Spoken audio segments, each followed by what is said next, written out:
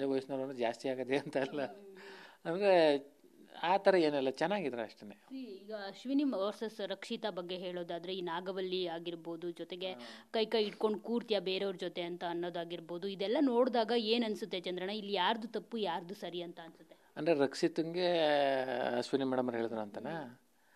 ಈಗ ರಘು ಅವ್ರನ್ನ ಹಿಂಗೆ ಕೈ ಹಿಂಗೆ ಹಾಕೊಂಡು ಕೂತಿರ್ತಾರೆ, ಅದೆಲ್ಲ ಸರಿ ಇಲ್ಲ ಅಂತ ಅಂದ್ರ ಜೊತೆಗೆ ಅದು ನೋಡಿ ಒಬ್ರು ಮಾನಸಿಕವಾಗಿ ಕುಗ್ಗಿಸುವಂತ ಪ್ರಯತ್ನಗಳಾಗ್ತಾ ಇದೆ ಅಂತ. ಒಂದು ಸಂಬಂಧ ಅನ್ನೋದು ಹೇಗೆ ಬೆಳೀತದೆ ಅಂದರೆ, ಒಬ್ರ ಜೊತೆ ಮಾತಾಡ್ತಾರೆ, ಒಬ್ರು ಕೈ ಹಿಡ್ಕೊ ಬೆಳಿತಾರೆ ಅಂದ ತಕ್ಷಣ ಅದು ಲವ್ ಅಂತ ಅಲ್ಲ. ಯಾವುದೋ ಒಂದು ಅಣ್ಣ ತಂಗಿ ಸಂಬಂಧ ಬೆಳೆದಿರ್ಬೋದು, ಅಪ್ಪ ಮಗನ ಸಂಬಂಧ ಬೆಳೆದಿರ್ಬೋದು, ಅದೆಲ್ಲ ಆ ಥರ ಅಂದ್ಕೊಳ್ಳೋದು ತುಂಬ ತಪ್ಪು. ಈಗ ನನ್ನ ಅವಳು ಒಂದು ರೀತಿಲಿ ಒಂದು ಅಪ್ಪ ಅಂತ ಇರೋ, ನನಗೂ ಭಾವನೆ ಮಗಳು ಅನ್ನೋ ಥರನೇ ಐತೆ ಅಷ್ಟೇ. ಒಂದು ಒಳ್ಳೆ ಸಂಬಂಧ ನಿಜವಾಗ್ಲೂ. ನಾನು ಹೋಗ್ಬೇಕಾದ್ರೆ ತುಂಬ ಅಳ್ತಾ ಇಲ್ಲ, ನನಗೂ ಅದೊಂದು ಕಾಡ್ತದೆ ಯಾವಾಗಲೂ, ತುಂಬ ಮಗಳು ಅಥವಾ ತಂಗಿ ಅನ್ನೋ ಥರದಲ್ಲಿ.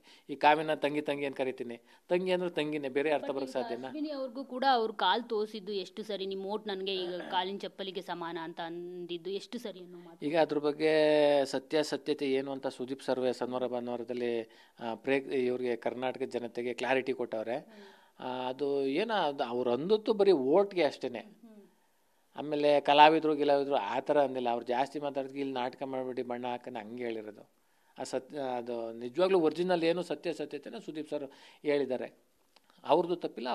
ಕಾಕ್ರೋಚ್ ಸುದ್ದಿ ಬಿಗ್ ಬಾಸ್ ಮನೇಲಿ ಎಲ್ಲೂ ಕಾಣ್ತಿಲ್ಲ, ಎಲ್ಲೋದ್ರು ಮಾಯವಾದ್ರೆ ಹೇಗೆ ಅಂತ. ಈಗ ನೀವು ಬರ್ದೇ ಹೋಗಿದ್ದಿದ್ರೆ ಅವ್ರು ಏನಾದ್ರು ಎಲಿಮಿನೇಟ್ ಆಗಿ ಆಚೆ ಬರ್ತಾ ಇದ್ರೆ ಹೇಗೆ ಏನು ಅಂತ, ಅಂದ್ರೆ ಅವ್ರ ಹತ್ರ ಎಲಿಮಿನೇಷನ್ಗೆ ಪವರ್ ಸೇವಿಂಗ್ ಕಾರ್ಡ್ ಇತ್ತು, ಸೊ ಅದನ್ನ ಯೂಸ್ ಮಾಡ್ಕೊಂಡ್ರು ಅವರು.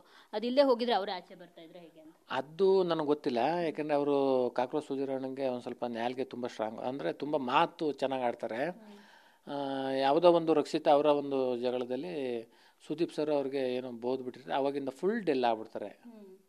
ಅದೊಂದೇ ಕಾರಣ ಅಷ್ಟೇ. ಈಗ ಧ್ರುವಂತ್ ಅವರು